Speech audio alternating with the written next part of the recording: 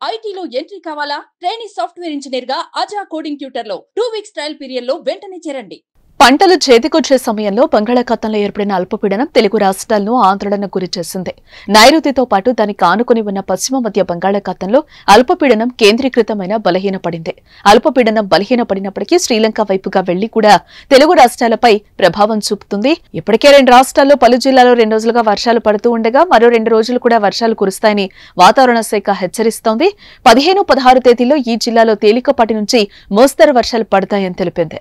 ఏపీలోని కృష్ణా, గుంటూరు, బాపట్ల, ప్రకాశం, నెల్లూరు, అనంతపురం, సత్యసాయి జిల్లా, తిరుపతి జిల్లాల్లో మోస్తరు వానలు, అల్లూరి, కోనసీమ, పశ్చిమ గోదావరి, ఏలూరు, పల్నాడు, నెల్లూరు, కర్నూలు, నంద్యాల, వైఎస్సార్, అన్నమయ్య, చిత్తూరు జిల్లాలో సాధారణ వర్షాలు పడతాయని వాతావరణ శాఖ అధికారులు హెచ్చరించారు. చిత్తూరు జిల్లాలో 3 రోజులుగా తేలికపాటి నుంచి బలమైన వర్షాలు కురుస్తున్నాయి. గడిచిన 24 గంటల్లో పులిచెర్ల, రొంపిచెర్ల, యాదమరి, బైరెడ్డిపల్లె, విజయపురం, సోమల, వెదురుకుప్పం, సదుం, నగిరి, గంగాధర్, నెల్లూరు, వీకోట, పాలసముద్రం, శ్రీరంగరాజపురం, నిండ్ర, చిత్తూరు, చౌడేపల్లి, చిత్తూరు రూరల్, తవణంపల్లె, పెనుమూరులో వర్షాలు పడుతున్నాయి.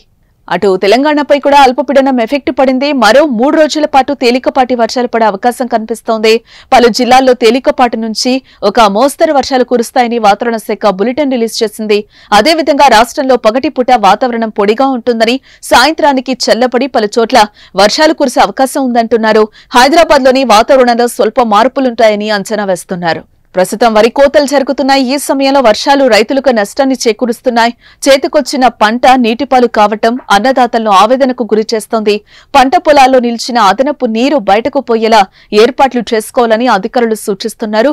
కుప్పలుగా పోసిన ధాన్యాన్ని తేమ, తడి తగలని ప్రదేశాలకు తరలించాలని చెబుతున్నారు.